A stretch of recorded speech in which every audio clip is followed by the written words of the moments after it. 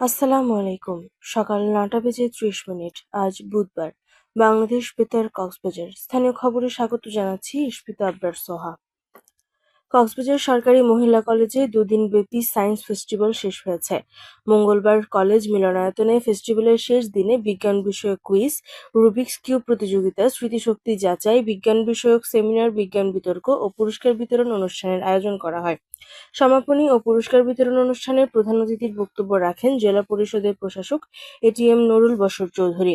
শিক্ষার্থীদের সৃজনশীলতা, মেধা ও উদ্ভাবনী চিন্তাধারার প্রশংসা করে তিনি বলেন, এ ধরনের উদ্যোগ তরুণ প্রজন্মকে নতুন কিছু ভাবতে ও দেশ গঠনে ইতিবাচক ভূমিকা রাখতে অনুপ্রাণিত করবে। কলেজের ভারপ্রাপ্ত অধ্যক্ষ প্রফেসর রেজাউল করিম মোহাম্মদ তারেকের সভাপতিত্বে এতে চট্টগ্রাম বিশ্ববিদ্যালয়ের ভূগোল ও পরিবেশবিদ্যা বিভাগের চেয়ারম্যান অধ্যাপক ডক্টর কাজী মোহাম্মদ বরকত আলী, কক্সবাজার সরকারি কলেজের প্রাক্তন অধ্যক্ষ প্রফেসর গিয়াসউদ্দিন সহ অন্যান্যরা বক্তব্য রাখেন। পরে বিভিন্ন প্রতিযোগিতার বিজয়ী শিক্ষার্থীদের মাঝে পুরস্কার বিতরণ করা হয়। চকরিয়া উপজেলা স্বাস্থ্য কমপ্লেক্সকে ৫০ শয্যা থেকে ১০০ শয্যায় উন্নীত করার চূড়ান্ত প্রশাসনিক অনুমোদন দেওয়া হয়েছে। একই সঙ্গে বর্ধিত শয্যা সেবায় কার্যক্রম চালুকরণে অর্থ মন্ত্রণালয় সম্মতি জ্ঞাপন করেছে। মঙ্গলবার এ তথ্য নিশ্চিত করেন উপজেলা স্বাস্থ্য ও পরিবার পরিকল্পনা কর্মকর্তা ডক্টর মোহাম্মদ জয়নুল আবেদীন। তিনি বলেন, স্বরাষ্ট্রমন্ত্রী সালাউদ্দিন আহমেদের উদ্যোগে এই অনুমোদন প্রক্রিয়া সম্পন্ন হওয়ায় স্বাস্থ্য কমপ্লেক্সের কর্মকর্তা-কর্মচারী ও উপজেলার সর্বসাধারণের পক্ষ থেকে স্বরাষ্ট্রমন্ত্রীর প্রতি ধন্যবাদ ও কৃতজ্ঞতা প্রকাশ করা হয়েছে। এদিকে পেকুয়া উপজেলা স্বাস্থ্য কমপ্লেক্সকে ৩০ শয্যা থেকে ৫০ শয্যায় উন্নীত করা হয়েছে। গতকাল অর্থ মন্ত্রণালয়ের ব্যয় ব্যবস্থাপনা অনুবিভাগ ২ থেকে জারি করা এক প্রজ্ঞাপনে এ অনুমোদনের বিষয়টি নিশ্চিত করা হয়। উপজেলা স্বাস্থ্য ও পরিবার পরিকল্পনা কর্মকর্তা ডাক্তার মুজিবুর রহমান বলেন, স্বরাষ্ট্রমন্ত্রী সালাউদ্দিন আহমেদ উপজেলার জনগণের বহুদিনের দাবি বাস্তবায়ন করেছেন। স্বাস্থ্যসেবার পরিধি বাড়ানোর এই সিদ্ধান্তের ফলে চকরিয়া ও পেকুয়া উপজেলার জনগণ আরও উন্নত ও বিস্তৃত চিকিৎসা সেবা পাবেন বলে সংশ্লিষ্টরা আশা প্রকাশ করেছেন।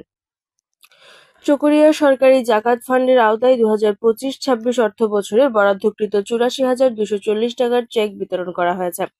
গতকাল বিকেলে উপজেলা ইসলামিক ফাউন্ডেশন আয়োজিত অনুষ্ঠানে প্রধান অতিথি ছিলেন উপজেলা নির্বাহী কর্মকর্তা শাহীন দেলোয়ার। উপজেলা ইসলামিক ফাউন্ডেশনের সুপারভাইজার আমির হোসেনের সভাপতিত্বে এতে ৩৪ জন উপকারভোগীর মাঝে এই সহায়তা প্রদান করা হয়। সরকারি জাকাত ফান্ড অসহায় ও দুস্থ মানুষের জীবন মানে উন্নয়নে গুরুত্বপূর্ণ ভূমিকা রাখছে বলে মন্তব্য করেন বক্তারা।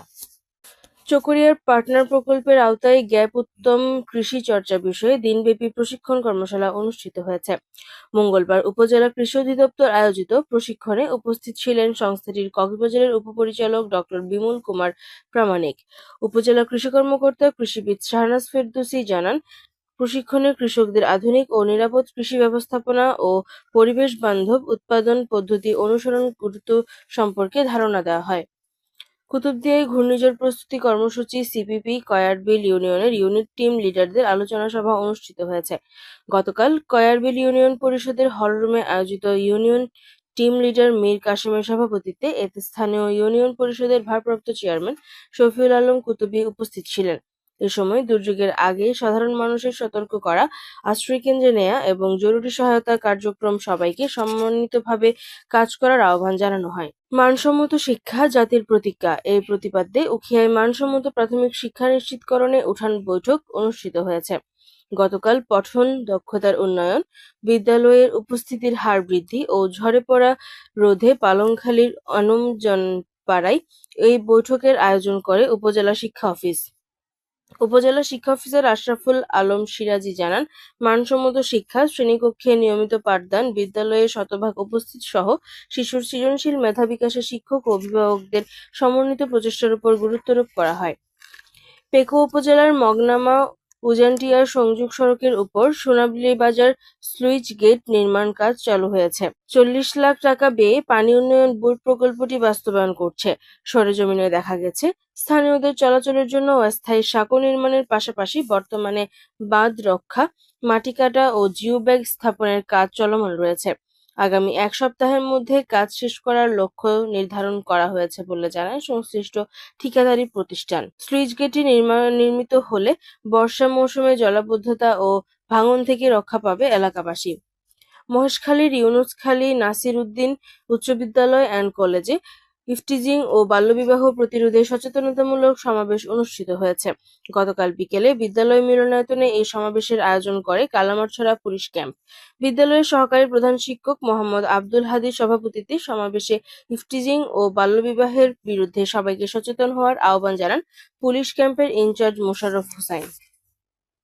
টেকনাফে যৌথ অভিযানে বুলেটপ্রুফ জ্যাকেট, হেলমেট, গোলাবারুদ ও দেশীয় অস্ত্র উদ্ধার করেছে র্যাব ও কোস্টগার্ড। গতকাল উপজেলার নেলা ইউনিয়নের লেদালামার পাড়া সংলগ্ন এলাকায় যৌথ অভিযান পরিচালনা করে সন্দেহজনক একটি বাড়িতে তল্লাশি চালিয়ে এসব উদ্ধার করা হয়। যৌথ বাহিনীর উপস্থিতি টের পেয়ে সন্ত্রাসীরা পালিয়ে যায়। আটকের জন্য গোয়েন্দা নজরদারি বৃদ্ধি করা হয়েছে বলে জানান কোস্টগার্ডের মিডিয়া কর্মকর্তা লেফটেন্যান্ট কমান্ডার সাব্বির আলম সুজন। আবহাওয়া এখন জানিয়ে দিচ্ছি বাঁকখালী নদীর মোহনা ও সংলগ্ন এলাকার সামুদ্রিক জোয়ার ভাটার সময়সূচি। আজ ভাটা শুরু হয়েছে সকাল 7:53 চলবে দুপুর 2:09 পর্যন্ত। জোয়ার শুরু হবে দুপুর 2:09 চলবে সন্ধ্যা 7:58 পর্যন্ত। খবর শেষ হলো। আমাদের পরবর্তী খবর প্রচারিত হবে আজ দুপুর 2:30